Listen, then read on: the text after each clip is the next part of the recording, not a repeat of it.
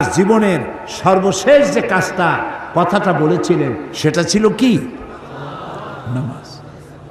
ইন্তেকালের 5 দিন আগে প্রচন্ড জ্বর হলো, মাথায় যন্ত্রণা হলো, বারবার বেহুশ হয়ে পড়েন।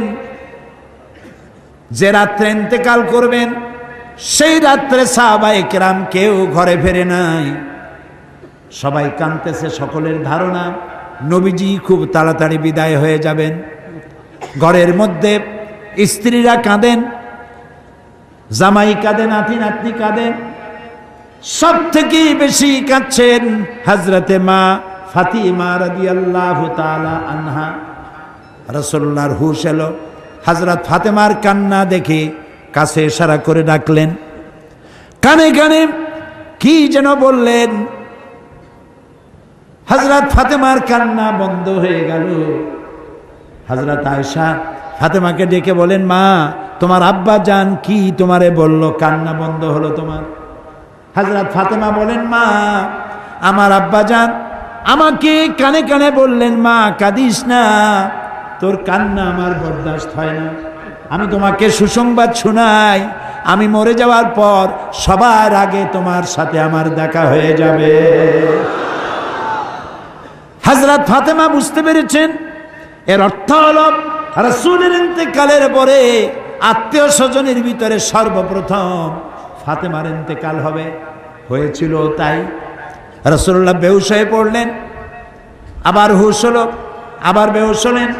ফজরের পরে হযরতে জিবরাইল এসে বলছেন, আসসালামু আলাইকা ইয়া রাসূলুল্লাহ, হে আল্লাহর রাসূল, আল্লাহ আপনাকে সালাম বলেছেন আর তিনি জানতে চেয়েছেন আপনি কেমন আছেন। তিনি জানেন আপনি কেমন আছেন, তারপরেও তিনি জানতে চেয়েছেন আপনার মুখে আপনি কেমন আছেন। নবীজি বললেন, আমি বড়ই কষ্টের ভিতরে আছি, অসুস্থ আছি। হযরতে জিবরাইল বলছেন, ইয়া রাসূলুল্লাহ, একজন নতুন ফেরেশতা এসেছে আজ আমার সাথে, যে ফেরেশতা কোনো মানুষের কাছে আসার জন্য অনুমতি কোনোদিন চায় নাই আর কোনোদিন চাবেও না, শুধু আপনার অনুমতি চায় আপনার কাছে আসার জন্য। সে ফেরেশতার নাম মালাকুল মউত। হযরতে মালাকুল মউত রাসূলের অনুমতি নিয়ে রাসূলের জাসাদ মোবারকের কাছে এসে সালাম পেশ করলেন। বললেন, ইয়া রাসূলুল্লাহ, আদম আলাইহিস সালাম থেকে নিয়ে শুরু করে এই পর্যন্ত আমি যত মানুষের জান কবজ করেছি আর কিয়ামত পর্যন্ত যত মানুষের জান কবজ করব, কারো কাছে অনুমতি চাই নাই, অনুমতি চাওয়াও আমার লাগবে না। কিন্তু আজকে আসার সময় আল্লাহ রাব্বুল আলামিন আমাকে বলেছেন আমি যেন আপনার অনুমতি চাই। রাসূলুল্লাহ বললেন, মালাকুল মউত, আমি যদি তোমাকে অনুমতি না দেই?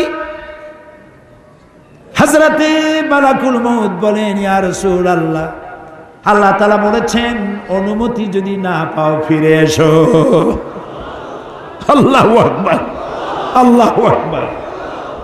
হযরতে জিবরাইল বলেন, ইয়া রাসূলুল্লাহ, আল্লাহ রাব্বুল আলামিন আপনার সঙ্গে দিদারের ইন্তজার করতেছেন। নবী বললেন, মালাকুল মউত, তুমি তোমার কাজ শুরু করতে পারো। মালাকুল মউত যখন জান কবজ করতে যাবে, রাসূলুল্লাহ বললেন, আয়েশা একটু কাছে আসো। ওই যে সোনা ছিল কয়েক টুকরা, সোনাগুলোর খবর কি? 6 টুকরা, ছোট্ট ছোট্ট 6টা টুকরা সোনা ছিল, সোনাগুলো কই? হযরত আয়েশা বলেন, আমি তার যত্ন করে রেখেছি। নবীজি বলছেন, এক্ষুনি স্বর্ণ টুকরাগুলি সদকা করে দাও। আমি মুহাম্মদ সাল্লাল্লাহু আলাইহি সাল্লাম আল্লাহর দরবারে এই অবস্থায় উপনীত হতে চাই না যে মুহাম্মদের ঘরের ভিতরে সোনা আছে। হযরত ওমর রাদিয়াল্লাহু তাআলা আনহু রাসূলের সঙ্গে দেখা করতে গেছিলেন একদিন। ঘরে মা আয়েশা ছিলেন না। হযরত ওমর সালাম দিয়ে ঘরের মধ্যে ঢুকে দাঁড়ায় দাঁড়ায় কাঁদতেছেন, বাচ্চা শিশুর মতো ডুকরে ডুকরে কাঁদছে। রাসূলুল্লাহ জিজ্ঞেস করছেন, ওমর কান্দো কেন? হযরত ওমর বলছেন, আমি বিশ্বনবীর ঘর দেখতেছি, ছোট্ট একটা ঘর, এক কোনায় একটা সরাহি পানি রাখার পাত্র কাইতে হয়ে পড়ে আছে, একটা গ্লাস কাইতে হয়ে পড়ে আছে, আর এক কোনায় 1 কেজি কি আধা কেজি জব পড়ে আছে, আর রাসূল শুয়ে আছেন দড়ি দিয়া বুনানো একটা খাটিয়ার উপরে, চাদর নাই, বালিশ নাই, হাত মোবারক মাথার তলে দিয়ে শুয়ে আছে, পিঠ মোবারকে দড়ির দাগ কেটে আছে। হযরত ওমর বলছেন, ইয়া রাসূলুল্লাহ, আমি তো বরদাস্ত করতে পারছি না, বিশ্বনবী তার পিঠে দড়ির দাগ,